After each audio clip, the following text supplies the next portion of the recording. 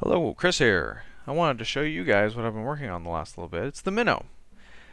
I wanted to do a grand tour for ever since I started the game, and a couple of mods out there really, lend themselves to that, and especially after Squad announced that their next couple of patches will include, rover wheels and resource mining. I thought I would just put together a couple of mods that do some of that already, like modular multi-wheels and get the Kethane pack, and run a tour.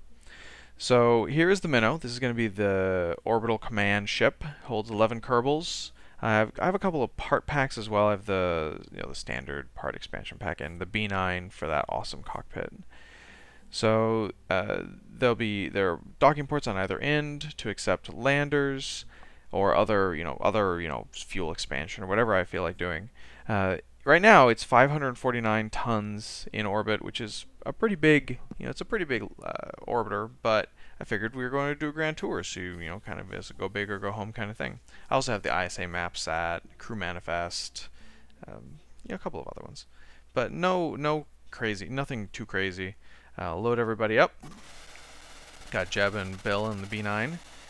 It's a pretty standard, asparagus launcher. One of the things I try to make sure to do, and you can see the fuel lines here that go up to the payload stage.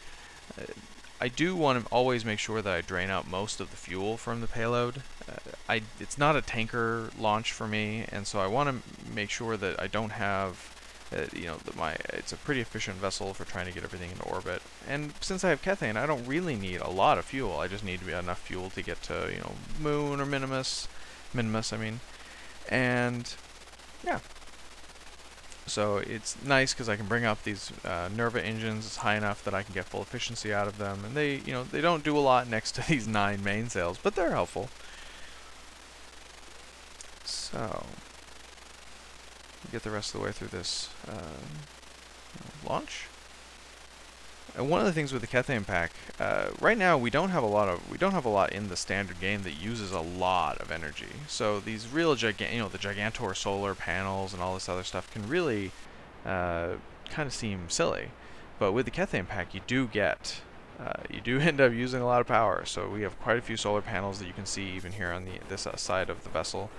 Kind of funny, when you use payloader, you have to switch vessels. Well, you sometimes have to switch vessels, which I did in this case. That B9 cockpit up on top there, it's so cool. I think it looks really awesome.